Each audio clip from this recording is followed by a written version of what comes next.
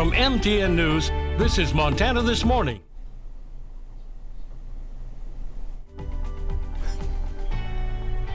And good morning and welcome back to Montana This Morning on this Monday, April 28th. Did you see that quick wardrobe change? Man, we are awesome. Just like that. It is superhero day, so we went from that to this, just like that. That wasn't supposed to happen. You're supposed to see something else there, but instead you saw me getting ready to come on the news about 2 hours ago. Crazy. We'll just blame it on the weather. Everything's frozen. At least up in we're looking at Red Lodge. Crazy, it's a little cold out there today. Yeah, Red Lodge got some snow coming down right now. Could pick up in the mountains a couple more feet of snow off of this spring storm that really is giving a good soaking across the area. Great shot here in Billings, courtesy of the Stockman Bank weather cam.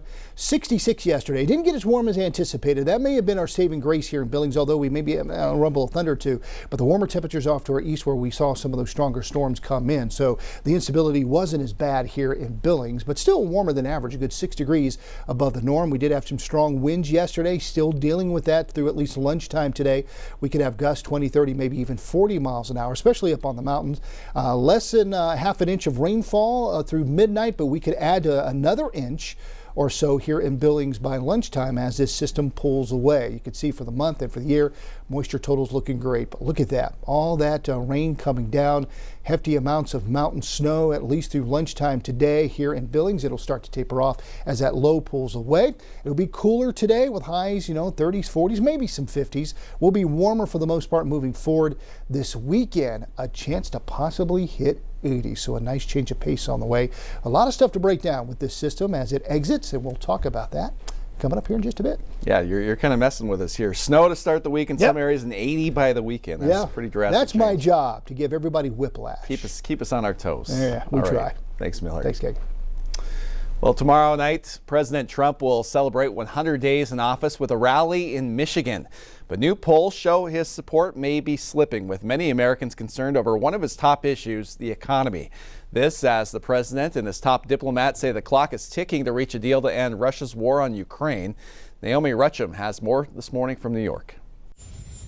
As President Trump marks his 100th day in office, new CBS News polls show his approval ratings have dipped since early February. A key sticking point, the president's trade war. The good news is costs are way down, groceries are down, it's all looking good, the tariffs are strong. But a majority of Americans say the president is too focused on tariffs and not focused enough on lowering prices. The president gets higher marks on his other top issue, immigration. More than half of those surveyed support his administration's program to deport undocumented immigrants. But more controversy over the weekend. Lawyers for two families say 3 children, all U.S. citizens ages 2, 4, and 7, were deported to Honduras with their mothers Friday morning, following a routine check-in with immigration officials. A federal judge has scheduled a hearing for next month, writing of the 2-year-old that he has, quote, strong suspicion that the government just deported a U.S. citizen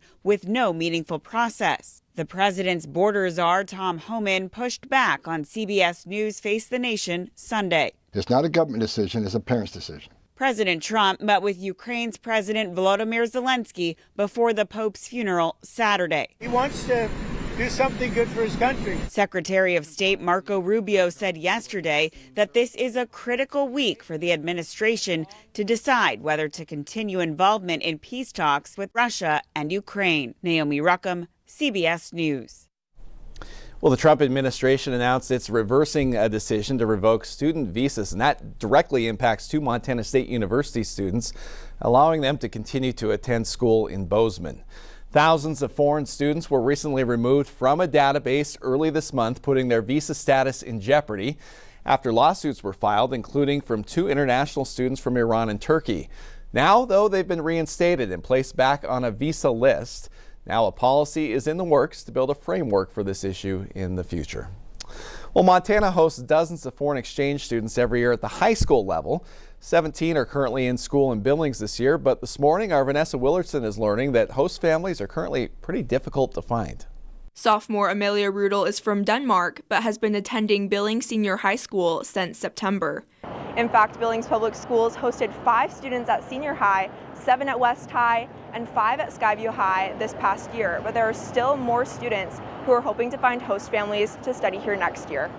You always see the high school movies, and that's something you want to experience when you're not from the U.S. Amelia says while she misses Denmark, she enjoys spending time with her host family and has learned to appreciate the people and culture in Billings. It was really scary when it became reality, and I was like doubting myself, but I'm not homesick anymore. Host parents Chris and Amy Teal found Amelia through STS Foundation Student Exchange, which is just one of the programs placing students in Billings and around the world. The Teals said they have been spoiled getting to host Amelia. She got here and just fit in right away. I have to admit I didn't totally know where Denmark was on the maps before she came. Like I remember memorizing it in high school, but now I'm never gonna not know where it is. Local coordinator Sharana LeBrun matches students to families within the STS program. Right now, she needs more families. That's because she has 167 students who want to study in the U.S. but are still waiting for a host family through STS. So far, LeBrun has not placed a single student in the Billings area for this fall, but still hopes to find homes for them. I'd love to make it a bigger thing, bringing these students from all over the world to be a part of our community, our schools. LeBrun works with high schools in Billings, Lockwood, Laurel, and Park City. If you are interested in hosting and live in those areas, you can find more details with this story on ktvq.com. In Billings, Vanessa Willardson, MTN News. The Agriculture Department set to roll back a Biden-era proposal to tighten regulations on raw poultry products. That proposal stopped poultry producers from shipping raw chicken and turkey after their products tested positive for salmonella. But a USDA report showed the regulation didn't prevent illnesses. It's estimated that salmonella sickens about 1.3 million Americans every year. Well, locally this morning for our Montana Ag Report, we continue our in-depth look at Montana's booming marijuana industry. MTN's James Rowland takes us to Rocky Mountain Remedies, where not only is marijuana grown, it's also processed into finished products. Rocky Mountain Remedies is one of the few companies in Montana with a full spectrum of licenses. Not only do they grow the marijuana, but they also process it into finished products to sell. So we have a cultivation license, we have a dispensary license, and then we also have a manufacturing license. And the manufacturing is actually to do extractions and make edibles and oil and all of those things. The entire process is akin to a university chemistry lab with beakers, microscopes, and at the center, the large extraction chamber. It requires a significant knowledge of physics and safe practices to do it well. Expansion vessel, basically what it's doing is heating up the gas back into a liquid. So basically all we're doing in there is thermodynamics. Through the use of thermodynamics, solvents remove the oils from the shake, the parts of the plants that are left over after the buds are harvested. It takes about an hour to go from raw plant material to a super concentrated THC oil. Always got off tag, it transfers over and over and over and over until you get a new package tag. Here we go. From there, the oil can be further refined into a distillate through a proprietary process of heating and cooling in what is essentially a specialty pot still like you might see in whiskey production. After refinement, this thick syrup can contain more than 80% pure THC. You're heating it, you're actually pulling all that gas out.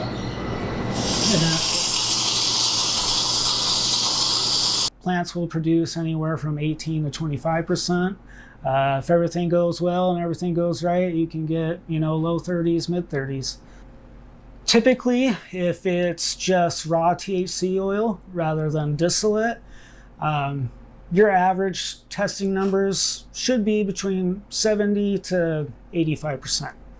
If you get into the 90th percentile of THC content with raw oil, everything just went right. Everything. It's got to go just perfect.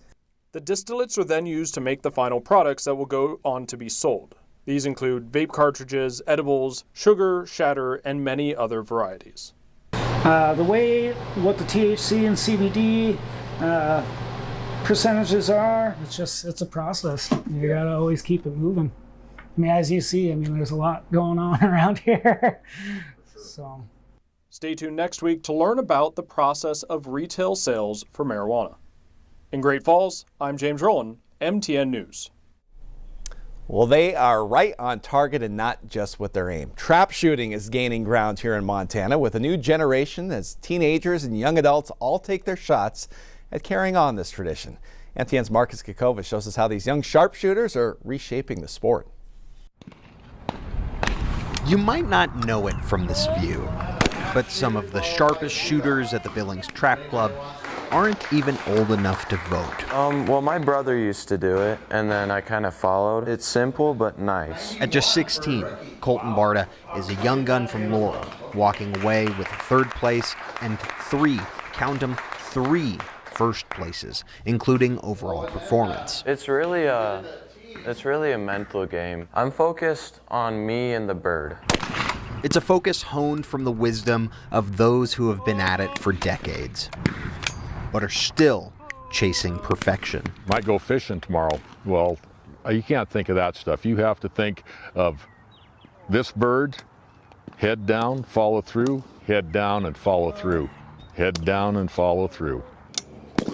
Dan Vogel's been shooting almost all his life and has shattered more than 500,000 registered targets. I was shooting a .410 shotgun, shooting pheasants off the back of the beet digger when I was a young kid. But focus and fine aim are only part of what these kids walk away with. Shaking hands, being a respectful winner, being a good loser, and just to focus on what you can control. Billings head coach Buddy Neese says those life skills are gaining popularity, with places like Park City, Columbus, Helena all joining the roster. I'm kind of worried about it growing too fast, faster than what I can handle. Gotta be careful what you wish for, you just might get it.